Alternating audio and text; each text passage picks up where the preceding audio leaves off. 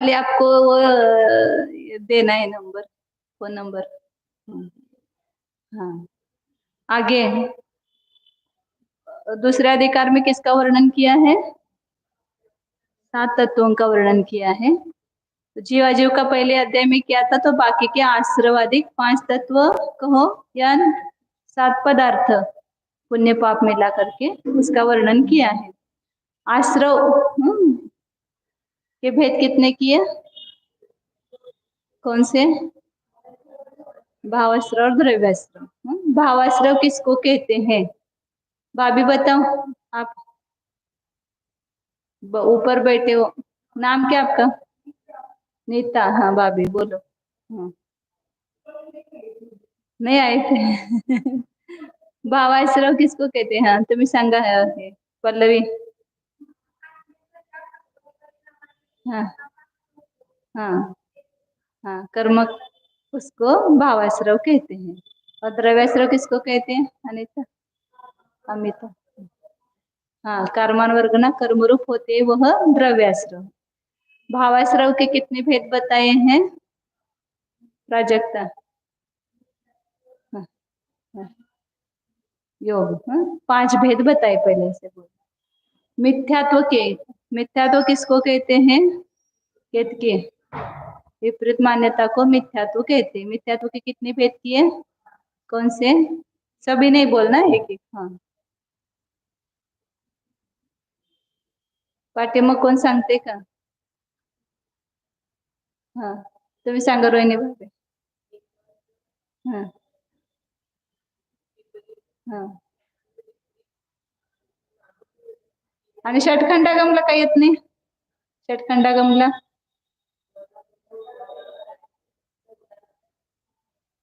ते छान चाललंय आता. हा, बर सांगा. एकांत. हा हा, संशय एकांत, विपरीत, संशय, विनय और एक हे अज्ञान मिथ्यात्व। विनय मिथ्यात्व किसको कहा? हाँ, देव और कुदेव को समान विनय करना, या गुरु और कुगुरु का भी समान विनय करना, या विनय से ही मोक्ष की प्राप्ति होती है ऐसा मानकर दूसरे की निरपेक्ष मतलब ज्ञान चारित्र आदि को न प्राप्त करके केवल विनय से ही मुक्ति मिलेगी ऐसा कहना भी क्या है? विनय मिथ्यात्व है। हाँ, एकांत मिथ्यात्व किसको कहते हैं अमित? हाँ हाँ, एकच धर्माला पूर्ण वस्तू मानणे त्याला एकांत मिथ्यात्व म्हणतात. जसं उदाहरणार्थ जीव नित्यच आहे किंवा अनित्यच आहे असं बौद्ध सांख्य हे सगळे मान्यता एकांत मिथ्यात्व. प्रम अविरति किसको कहते हैं? 5 पापों से विरत न होना मतलब 5 पापों में प्रवृत्ति होना, उसको अविरति कहते हैं। उसके भेद कितने किए? 5 किए। प्रमाद, प्रमाद क्या है? संयम में दोष उत्पन्न होना। ये प्रमाद की व्याख्या कर सकते हैं। या क्या? कुशलेशु अनादर, कुशल में जो कुशल क्रिया है उसमें अनादर भाव होना। लिहा। हाँ, प्रमाद, प्रमाद की व्याख्या।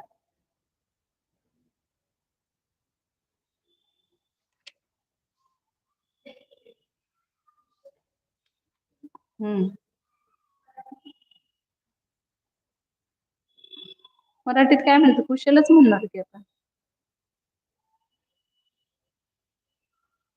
संयमासंबंधी अनादर असं म्हणा. संयमामध्ये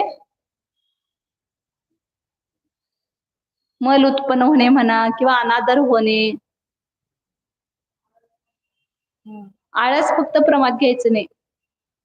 कशाय भी हो गए तो भी प्रमाद हो गया, इंद्रिय विषय में प्रवृत्ति हो गई तो भी प्रमाद हो गया ना.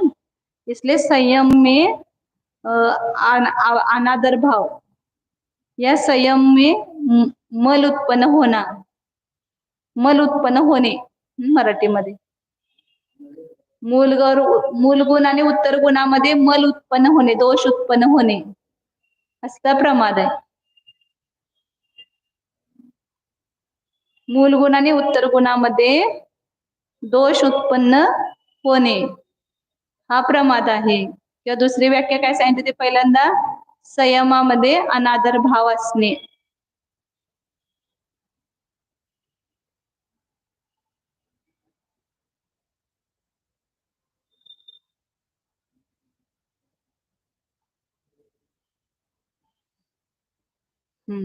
निश्चयानं आपल्या आत्मानुभूतीपासून च्युत झाला की प्रमाद झाला. प्रमाद कशाय किसको कहते हैं? जो आत्मा को कसता है, दुख देता है, उसको कषाय कहते हैं. ये पहले बताया था. प्रमाद कितने प्रकार का है? प्रमाद के कितने भेद बताए? 15. कौन कौन से? एक एक सांग ना. हे सांगा, पल्लवी सांगा. हाँ हाँ हाँ. निद्रा और स्नेह. ये 15 प्रमाद है. विकता कौन कौन सी है? अमिता सांगा. हाँ हाँ. चोर कथा घेत नाही, भोजन कथा घ्यायचं. स्त्री कथा, भोजन कथा, राष्ट्रकथा आणि राजा की कथा. ये 4 विकथा. आगे योग कितना है? योग किसको कहते हैं? आत्म प्रदेश के परिस्पंदन को. आत्म प्रदेशाच्या परिस्पंदाला योग म्हणतात. आत्म प्रदेश के परिस्पंदको, आत्म प्रदेशाच्या परिस्पंदाला म्हणजेच ज्याच्या निमित्तानं कर्म आणि नवकर्म ग्रहण करतो, त्या योगामुळे काय ग्रहण करतो? जैसे लोह को तपाने के बाद पानी में डाल दो तो लोहे का गोला क्या करता है? चारों ओर से पानी को खींच लेता है. उसी प्रकार योग से तप्त हुआ आत्मा चारों सभी आत्म प्रदेशों से कर्मान वर्गणाओं को और नवकर्म वर्गणाओं को ग्रहण करता है. योग कशाला म्हटलं? आत्म प्रदेशाच्या परिस्पंदाला योग म्हणजेच कर्म नवकर्माला ग्रहण करण्याची शक्ती. कर्म आणि नवकर्माच्या वर्गणींना ग्रहण करण्याची जी आत्मिक शक्ती, त्याला पण योग म्हणतात. त्या अशा वेगवेगळ्या ठिकाणी वेगवेगळ्या व्याख्या येतात. प्रत्येक ठिकाणी एकच नसते व्याख्या. योग के कितने भेद किए? और कषाय के 4. तो इस प्रकार ये सब क्या है? 5 मिथ्यात्व, 5 अविरति, 15 प्रमाद, 3 योग और 4 कषाय. ये सब क्या बताया है? भावाश्रव. मतलब क्या है? भावाश्रव से के निमित्त से द्रव्याश्रव होता है. जो हम ये परिणाम कर रहे हैं उस परिणामों के द्वारा क्या होता है? कर्म का आश्रव. तो हमने कषाय किया, क्रोध, मान, माया, लोभ कोई भी, तो क्या हो रहा है? वहां पर कर्म आ रहे हैं. अब ये तो हमेशा होते रहेंगे, तो फिर आश्रव हमारा कैसे रुकेगा? तो क्रम से बताए ना. मिथ्यात्व, इस आश्रव को हम बंद कर सकते कि नहीं कर सकते हैं? मिथ्यात्व को छोड़ सकते ना.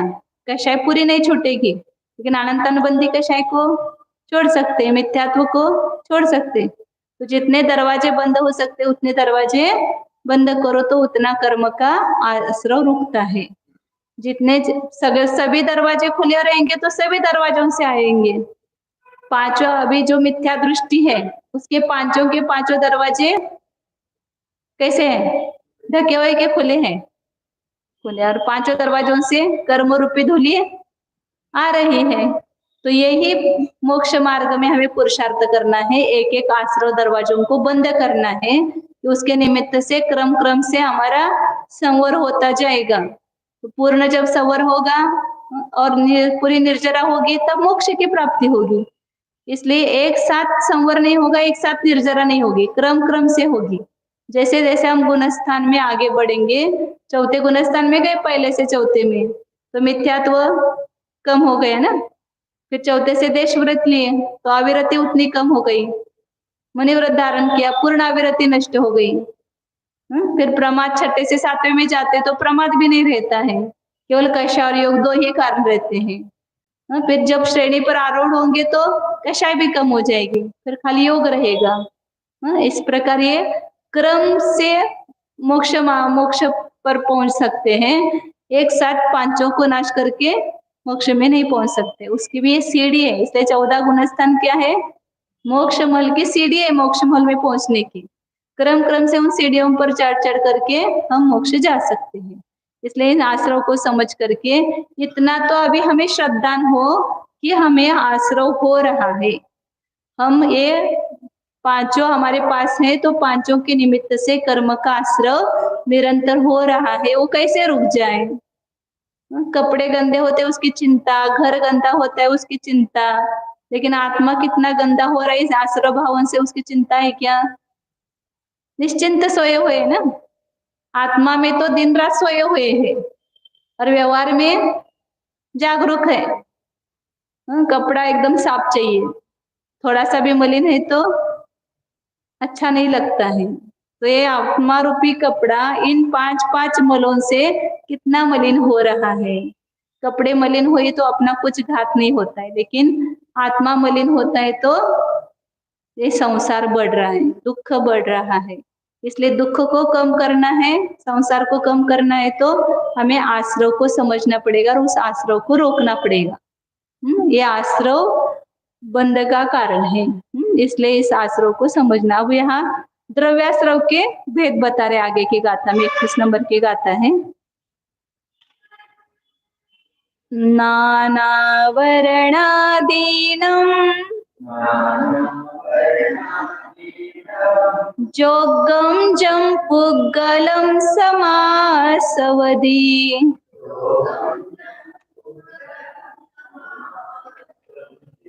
दवासो सनेयो अनेयबेयो जिनखादो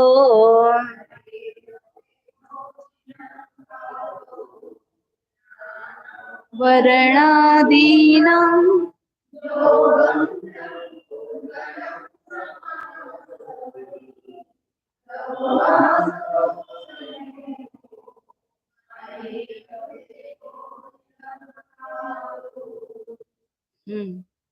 म्हणा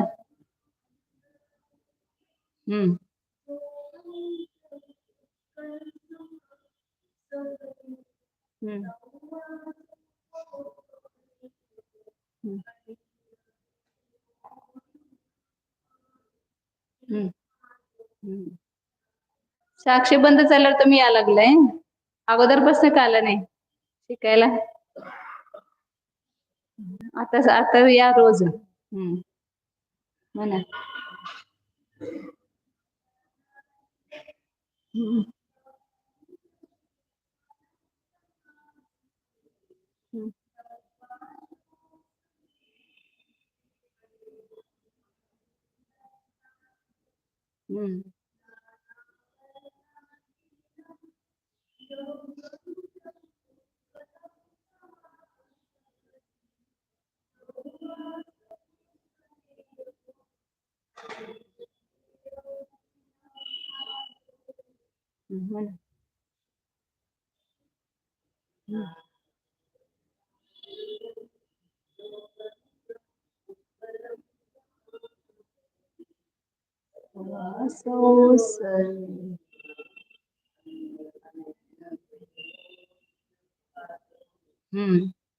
द्रव्याश्रव का स्वरूप यहाँ पर पुनः प्रकट कर रहे हैं, पुनः प्रकाशित कर रहे हैं। भावाश्रव बताया, भावाश्रव किसकी पर्याय है? कहाँ होता है भावाश्रव? जीव में होता है। मतलब जीव की वो विभाव पर्याय है भावाश्रव, और पुद्गल की विभाव पर्याय कौन है? द्रव्याश्रव। पुद्गल में द्रव्याश्रव होता है, जीव में भावाश्रव होता है। तो द्रव्याश्रव किसको कहते? पहले सामान्य बताया था कि कर्म का आश्रव होना वो द्रव्याश्रव है। उसका ये विशेष खुलासा करके यहाँ पर बता रहे हैं कि नाना वर्णादीनम, नाना वर्णादि के योग्य। नाना वर्णादि कितने हैं? आदि शब्द लिया है, तो ज्ञानावरणाधिक 8 प्रकृती आहे, मूल प्रकृती. तो 8 प्रकार का द्रव्यास्त्र हुआ. ज्ञानावरण, दर्शनावरण, मोहनीय, वेदनीय, मोहनीय, आयु, नाम, गोत्र और अंतर. ये 8 क्या बोलेंगे द्रव्यास्त्रव की भेद कहेंगे. तो उनके योग्य हर समय एक आयु को छोड़ो, आयु को छोड़ करके बाकी 7 कर्मों का आश्रव निरंतर चल रहा है. आप कुछ भी करो, ध्यान में भी बैठो अभी, तो भी 7 कर्मों का आश्रव चल रहा है. जब तक आगे के गुणस्थान में नहीं जाएंगे, 12वें गुणस्थान में, तब तक 7 कर्मों का 10वें गुणस्थान, अपने 9वें गुणस्थान तक 7 कर्मों का आश्रव है. फिर आगे 10वें गुणस्थान में जाते तो मोह का आश्रव रुक जाता है, लेकिन उसके जो उत्तर भेद है उसका आश्रव क्रम क्रम से रुकता जाता है. वो सब जब आप कर्णानुयोग पढ़ेंगे ना, कर्म के गुणस्थानों में कितना कितना बंध होता है, कितनी बंध विच्छुत्ति होती है, तब आपको पता चलेगा कि इस गुणस्थान से अगले गुणस्थान में गए तो एक साथ कितनी कर्म प्रकृतियों का आश्रव रुक गया. पहले गुणस्थान बहुत कर्णानुयोग में इतने इंटरेस्टिंग विषय है, सब कर्मकांड पढ़ेंगे ना तो बहुत उसमें ऐसा इंटरेस्ट आता है. पहले गुणस्थान में 16 प्रकृतियों की बंध विच्छुत्ति होती है, दूसरे गुणस्थान में 25 प्रकृतियों की होती है. ऐसे क्रम क्रम से गुणस्थानों में आश्रव रुकता जाता है. तो क्या कह रहे हैं, ज्ञानावरणादि के योग्य जो पुद्गल है, कल बताया था कर्म क्यों कौन से पुद्गल से बनता है,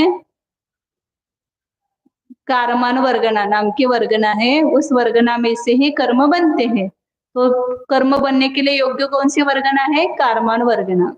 उस ज्ञानावरणादि के योग्य जो पुद्गल है उसका क्या होता है, समास अवधि, समाश्रव होता है, मतलब आश्रव होता है.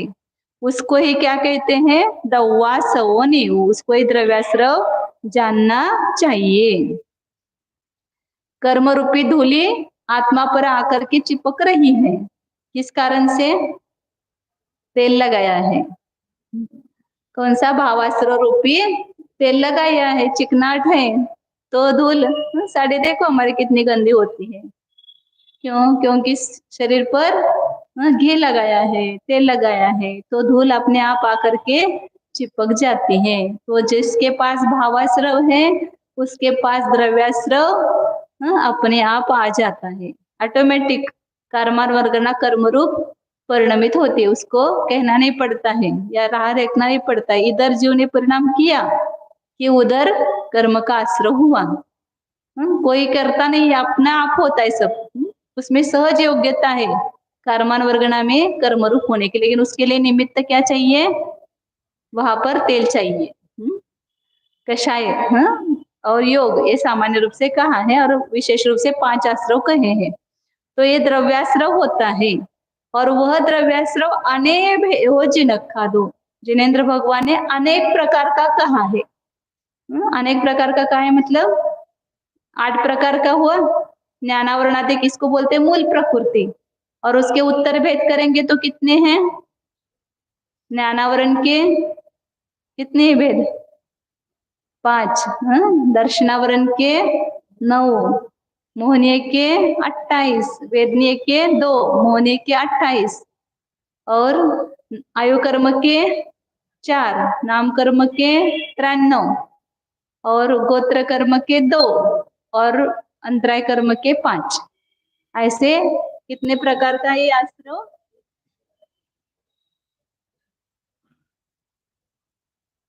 अब कौन से अपन नहीं देखते, नहीं तो फिर वो कर्मकांड पढ़ना पड़ेगा पूरी. ज्ञानावरण 5, दर्शनावरण के 9, वेदनीय के 2, मोहनीय के 28,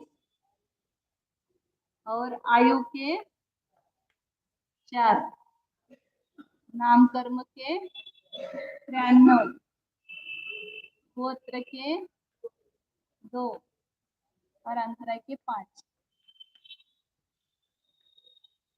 शिविर होता तो अभी आज यही चलता सब पूरा सुबह से सब इसके भेद प्रभेद कर्मकांड में वही चलता, आज शिविर होता. तो ये सब पूरे 148 प्रकृतियां हैं, उत्तर प्रकृति बोलते हैं इसको। ऐसे थोड़े बहुत आपको पता होंगे, 5 ज्ञान है, उसके ऊपर आवरण करेंगे तो ज्ञान आवरण हो जाएंगे। 4 दर्शन है और 5 निद्रा है, तो उस पर आवरण वह दर्शनावरण के 9 भेद है। वेदने के साता असाता मोहने की आपको बताया था एक बार, दर्शन मोहने और चारित्र मोहने, हाँ उसके 28 भेद। 16 कषाय दर्शन मोहने की 3, 16 कषाय और 9 9 कषाय, हाँ ये 28 है। आयु के 4 गति जो है वही 4 आयु है, और गोत्र तो उच्च और नीच गोत्र, और अंतराय 5 है, दान लाभ भोग उपभोग और वीर्य, उसके ऊपर अंतर है। और नाम कर्म के 93 है, वे बहुत लंबा है उसका परिवार। गति जाति शरीर अंगोपांग बंधन संघात संस्थान संवहन स्पर्श रस गंध वर्ण अनुपूर्वी अगुर लघु उपघात परघात आतप उद्योत उच्छ्वास विहायगती, फिर त्रस बादर पर्याप्त प्रत्येक, हाँ स्थिर शुभ सुभग सुस्वर आदेय और यश कीर्ति और तीर्थंकर, हाँ ऐसे ये 93 भेद है नाम कर्म के। आप जब कर्मकांड की क्लास लगेगी या आगे कभी आएगा प्रसंग तब उसको डिटेल देखेंगे। तो ये सब ये कर्म प्रकृतियां अपने पास आ रही है, इस रूप से कारमान वर्गना उस प्रकृति रूप से परिणमन कर रही है। कैसे परिणमन करती है? परिणाम के निमित्त से। शुभ परिणाम करेंगे तो शुभ प्रकृति आएगी, अशुभ परिणाम करेंगे तो अशुभ प्रकृति आएगी। जैसे ऐसे संकलेश परिणाम करेंगे तो नरक गति आएगी, विशुद्ध परिणाम करेंगे तो देवगति आएगी। इस प्रकार परिणाम के अनुसार वहां पर कर्म का बंध होता है, आश्रव होता है। तो ये अनेक प्रकार का जिनेन्द्र भगवान ने द्रव्याश्रव कहा है। तो ये इस प्रकार आश्रव की 3 गाथाएं हो गई। पहले इसमें भावाश्रव द्रव्याश्रव बताया, फिर दूसरे इसमें भावाश्रव के भेद बताए, और तीसरे में द्रव्याश्रव के स्वरूप और भेद बताया। अब आगे बंध का वर्णन करते हैं।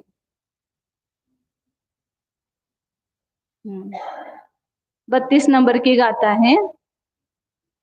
तत्वार सूत्र का 8वां अध्याय है ना, वो पूरा याद करो तो ये सब प्रकृति याद हो जाती है। अभी हमने बोला किसके आधार से, उसे गति जातियां ये सूत्र ये पूरा, तो सब एक एक सूत्र में सब कर्मों के भेद बताए हैं, याद हो जाते हैं। हाँ द्रव्य बंध और भाव बंध का स्वरूप बताते हैं। बज्जदिकम जेण तु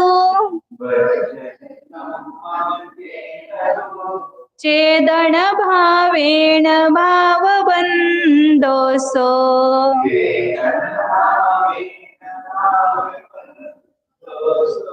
कम्मादपदेशाणम्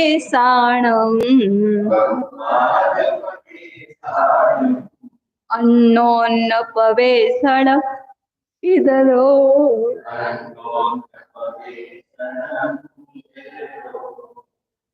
दधिकं चेन तु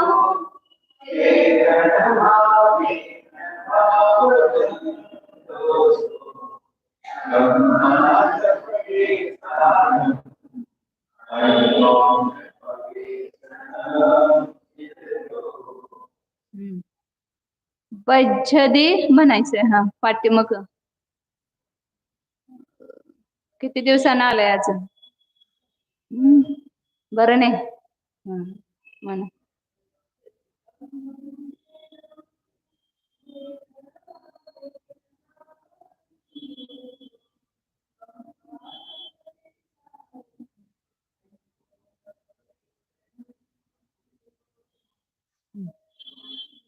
बज्झादी नाही, बज्झदी.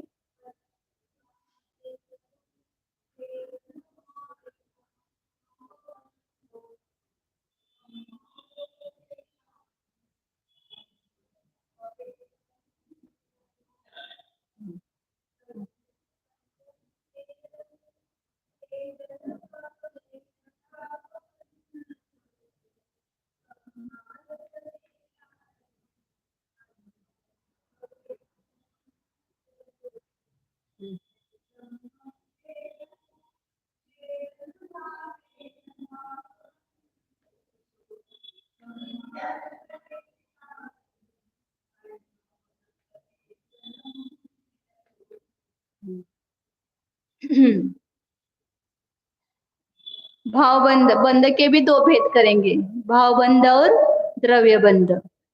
जीव और अजीव के ही ये विशेष है, पर्याय है, तो वहां सभी तत्वों के दो दो भेद होंगे। तो भावबंध किसको कहेंगे? भावबंध और द्रव्य बंध दोनों की व्याख्या इसमें बताई है। भावबंध किसको कहते हैं? जेन चेदन भावेन कम्मम बज्झति।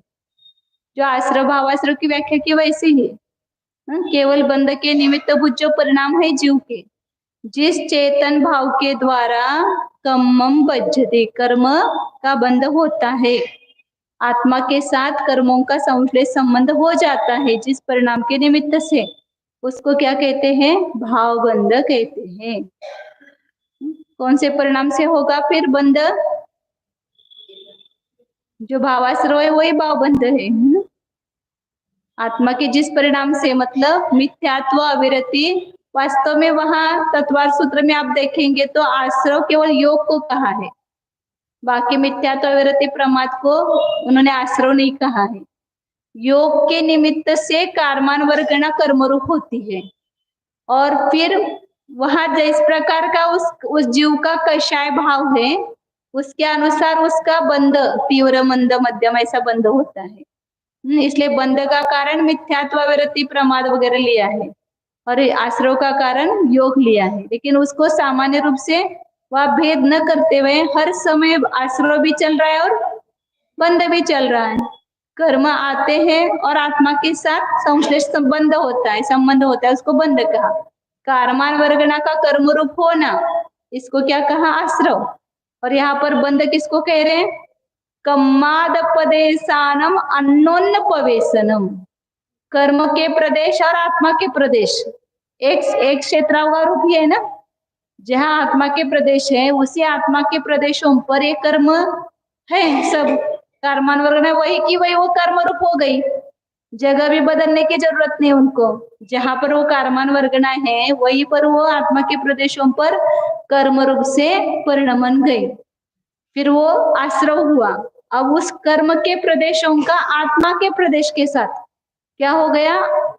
अन्योन्य पवेशनम, परस्पर में प्रवेश हो गया। मतलब कर्म के, मतलब आत्मा और कर्म, इसमें निमित्त नैमित्तिक संबंध आ गया। वास्तव में कर्मन वर्गना भी आत्मा के प्रदेश पर ही है, वहीं पर वो कर्म रूप होकर के आत्मा के साथ उसका संबंध हो गया। संबंध हो गया मतलब क्या हो गया? आत्मा के परिणामों से वो कर्म रूप हुआ था, अब आत्मा के परिणाम जैसे होंगे उस कर्म में भी वैसा परिवर्तन होता रहेगा। आत्मा का उनका निमित्त नैमित्तिक संबंध हुआ ना, किसी लड़के के साथ आपने संबंध किया, फिर उसके बाद क्या होगा? उसकी जैसी अवस्था होगी उसके अनुसार आप में भी परिवर्तन होगा ना, दोनों में। हाँ, उसको कोई दुख होता है तो आपको दुख होगा, उसको कोई सुख होता है तो आपको सुख होगा। वो यदि पेयर चली जाती है और आपको घटस्फोट होता है तो वैसे आपका मतलब परिणाम होगा। निमित्त नैमित्तिक संबंध, आपने संबंध किया मतलब वो भी थी, आप भी थे, केवल आपने क्या किया? उसके साथ संबंध जोड़ दिया। ऐसे कारमान वर्गना भी है और जीव भी है, उनका कुछ संबंध नहीं है, लेकिन जब कारमान वर्गना कर्मरूप हो जाती है तो उस आत्मा के साथ उसका संबंध होता है। आत्मा के परिणाम तीव्र हो गए, समझो कषाय कि तुरंत उन कर्मों की स्थिति बढ़ जाती है, अनुभाग भी बढ़ जाता है। फिर आत्मा के परिणामों की विशुद्धि हो गई कि अपने आप उसकी स्थिति घट जाती है, आकर्षण होता है। और अनुभाग का भी पाप प्रकृतियों का आकर्षण होता है, पुण्य प्रकृतियों का उत्कर्षण होता है। ये सब उनमें और आत्मा में क्या आ गया? वहां पर निमित्त नैमित्तिक संबंध आ गया, उसको ही बंध कहते। उसके पहले आत्मा का उसका कोई संबंध, भले आत्मा के प्रदेश पर है कारमान वर्गना, लेकिन उनका कुछ संबंध नहीं है। तो क्या क्या व्याख्या करेंगे? पहिले भावबंध की लिखो। ज्या आत्म्याच्या, ज्या चेतन भावाने, चेतन भाव म्हणजेच आत्म्याचा भाव, ज्या आत्म्याच्या परिणामाने म्हणा किंवा चेतन भावाने म्हणा, दोन्ही चालते, ज्या चेतन भावाने कर्माचा बंध होतो त्या भावास भावबंध म्हणतात।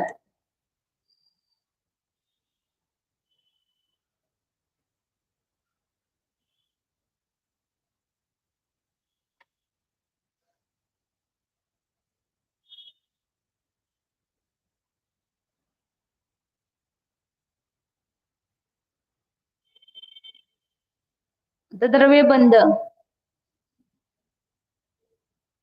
कर्माचे प्रदेश व आत्म्याच्या प्रदेशांमध्ये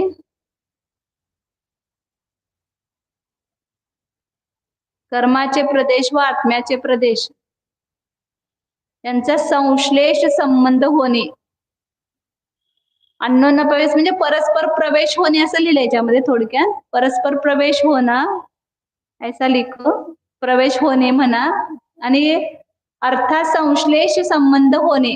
संश्लेष शब्दात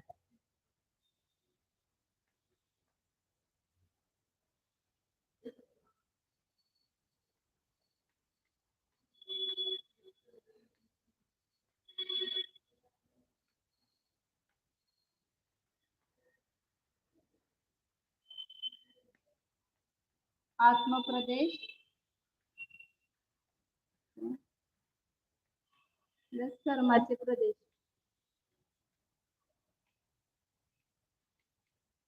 त्यामध्ये संश्लेष संबंध होणे.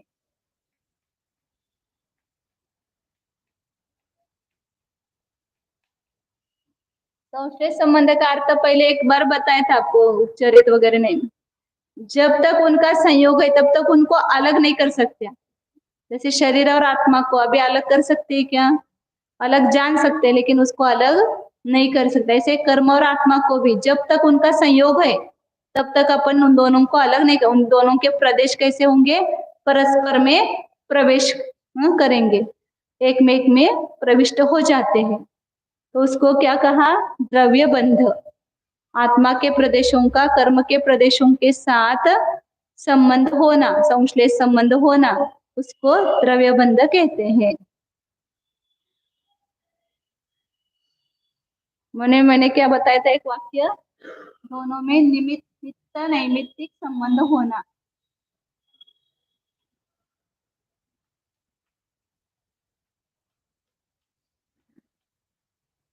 जैसे होता है ना, अभी हवा बदल गई तो उसके निमित्त से शरीर में क्या होता है? इफेक्ट होता है ना. ठंड होती है तो कफ तैयार होता है, फिर गर्मी आती है तो पित्त बढ़ता है. तो ये निमित्त नैमित्तिक संबंध है वातावरण का इसका शरीर के साथ. ऐसे यहाँ पर जब आत्मा के भाव जैसे होंगे, कर्म में वैसा बदल होगा. कर्म में जैसा बदल होगा वैसा आत्मा के भाव बदल जाएंगे. तो कर्म का उदय आया तो जीव के वैसे परिणाम हो जाते हैं. कर्म की जैसे निर्जरा होती है, संक्रमण होता है, तो आत्मा के परिणामों में भी बदल होता है. ऐसा परस्पर में दोनों में क्या होता है? निमित्त नैमित्तिक संबंध होता है. क्रोध कर्म का उदय आया तो जीव को क्या होता है? क्रोध कशा उत्पन्न होती है? अभी क्रोध हुआ, अभिमान हुआ. क्यों? क्योंकि वहां पर वैसे कर्म का उदय आता है. और आत्मा के वैसे भाव होने पर वैसे कर्म का बंध होता है, या कर्म का उत्कर्षण अपकर्षण वगैरह होता है. तो इसको ही बोलते हैं उन दोनों में निमित्त नैमित्तिक संबंध है.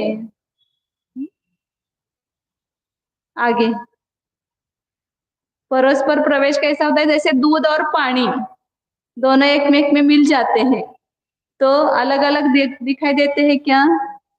लेकिन अलग अलग है कि नहीं है? दूध और पानी. हाउस जो है वो क्या करता है? दूध को ग्रहण करता है, पानी को छोड़ देता है. फिर उसने दूध को कैसे ग्रहण किया यदि अलग नहीं होता तो पानी से दूध अलग है और दूध से पानी अलग है, इसलिए तो दोनों अलग होते हैं.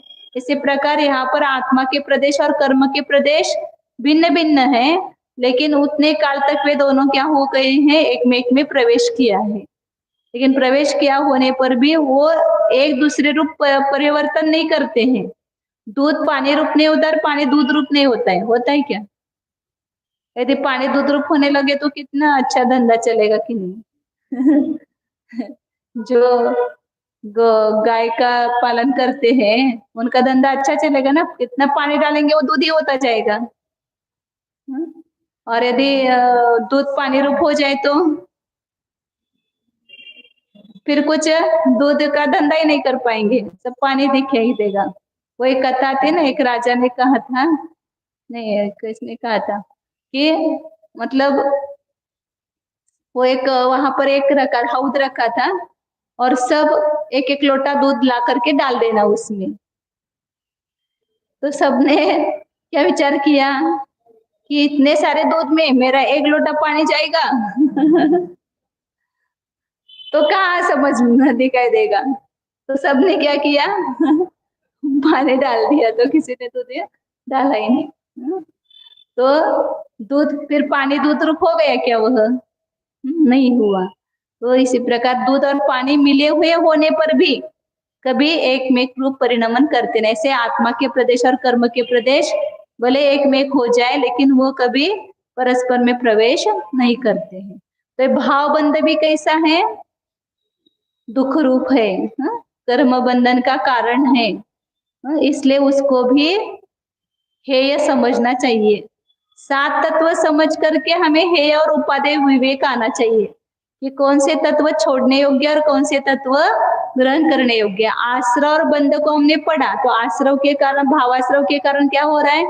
कर्म का आश्रव हो रहा है, और वो भाव बंध के कारण वो कर्म आत्मा के साथ संबंध रूप हो रहे हैं। और कर्म के साथ आत्मा का संबंध होगा तो हमें छुटकारा कैसे मिलेगा? जितना भी दुख आज हम उठा रहे हैं उसका कारण केवल कर्म बंधन है। शरीर में रोग क्यों हो रहा है? क्योंकि वैसे कर्म का बंध किया है, वैसे भाव किए है तो वैसा बंध किया है। आज हमें पैसा नहीं मिल रहा है, सब नुकसान ही नुकसान हो रहा है। क्यों हो रहा है?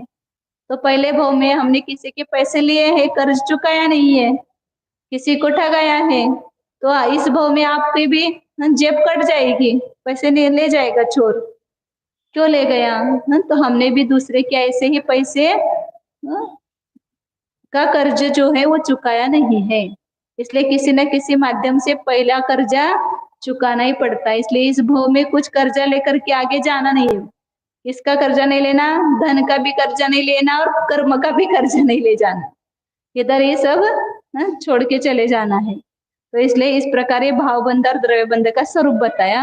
अब आगे के गाथा में भाव इसका कारण क्या है वो बता रहे, बंध का, बंध के भेद बता रहे और बंध के कारण बता रहे हैं। लेना के बस करना, बस करू। उद्या घेऊ, कारण हे सगळे 5-4 भेद वगैरे सांगावे लागतील, उसकी व्याख्या, परिभाषा, और उसका ये सब बताना पड़ेगा। तो कल ही लेते इसको अपन। प्रकृति, प्रदेश, स्थिति, अनुभाग, इसकी चारों की व्याख्या आएगी। फिर आगे सरल सरल है, भाव संवर वगैरह। अच्छा है, 2 गाथा तो ओ जानिए यह मैं शुद्ध चैतन्यमय जीव ही हूँ। जानिए अपने को, यह मैं अनादि अनंत एक अखंड स्वरूप चैतन्य जीव ही हूँ। अपनी पहचान करो। मैं आश्रय और बंध तत्व से अत्यंत भिन्न हूँ। भावाश्रव भी मैं नहीं हूँ, द्रव्याश्रव भी मैं नहीं हूँ, क्योंकि भावाश्रव एक कर्मोपाधि जनित पर्याय है, कर्म के निमित्त से उत्पन्न हुई है और कर्म बंध का कारण है। इसलिए जो मिथ्यात्व, अविरति, प्रमाद, कषाय, योग, इन सब से मैं भिन्न हूँ, निराश्रव स्वरूप हूँ। ये आश्रव भाव मेरे शुद्ध स्वभाव में नहीं है, मेरे घर की चीज नहीं है, ये आगंतुक पदार्थ है, मिट्टी है, धूल है। मेरे पवित्र आत्मा में इनका प्रवेश नहीं है। जानिए इसको।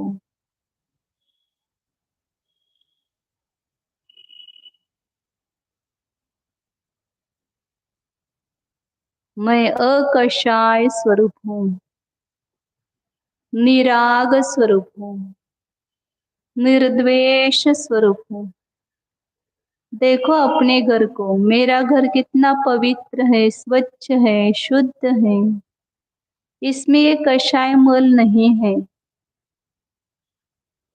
ये कर्मरूपी धूलि भी मेरे घर में प्रविष्ट नहीं है। ये बाहर ही बाहर मंडरा रही है।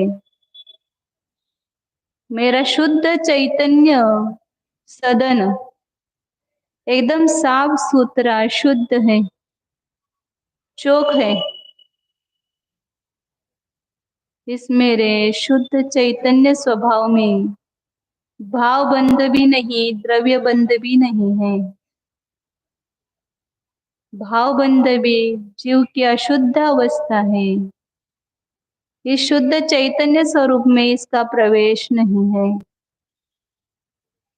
द्रव्य बंध तो पुद्गल की अवस्था है। यह मैं नहीं हूं। मैं बंध से रहित निर्बंध स्वरूप हूं, परम मुक्त हूं। बंध मुझे बांध नहीं सकता है।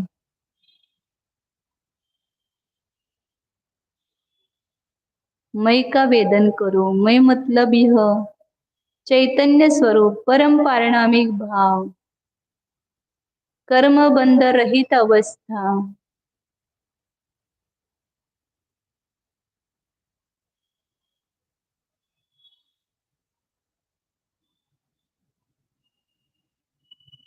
आश्रव बंध हेय तत्व है, छोड़ने योग्य है।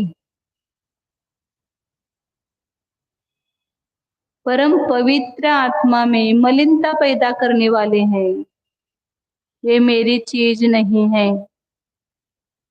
औपाधिक भाव है। मैं निरुपाधि स्वरूप हूँ। अपने निरुपाधि स्वरूप को स्पर्श करो। इस उपाधि में ही ये निरुपाधि स्वरूप छिप गया है। जैसे स्फटिक लाल नीले काले रंग के सानिध्य में लाल आदि दिखाई दे रहा है, लेकिन स्वभाव से शुद्ध ही है, सफेद ही है। इसी प्रकार ये आत्मा इन कर्मोदय जनित भावों से मलिन दिखाई दे रहा है, लेकिन इस ध्रुव स्वभाव के पास जाकर के देखो तो ये निर्मल है, मलिन नहीं है। उपाधि बुद्धि में ही इस उपाधि को हटा करके देखो तो ये निर्मल शुद्ध चैतन्य स्वभाव अंतरंग में विराजमान है। उसका ही अनुभव करो। उस स्वभाव को स्पर्श करो ज्ञान के द्वारा। यह मैं हूं ऐसा जानो। भले भिन्न नहीं कर पा रहे, लेकिन भिन्न जान तो सकते हैं। तो जानिए। भिन्न जानते जानते ये भिन्न हो जाएंगे। भिन्न नहीं जानेंगे तो कभी भी भिन्न नहीं होंगे। तो जानो, मैं शुद्ध चैतन्य तत्व हूँ। मैं आश्रव तत्व नहीं हूँ। मैं बंध तत्व नहीं हूँ। निराश्रव निर्बंध स्वरूप हूँ। अनादि अनंत अखंड एक चैतन्य स्वरूप ही हूँ। शुद्ध चिदानंद स्वरूप ज्ञानानंद स्वरूप टंकोत्कीर्ण ज्ञायक स्वरूप शुद्ध एको ध्रुव ओ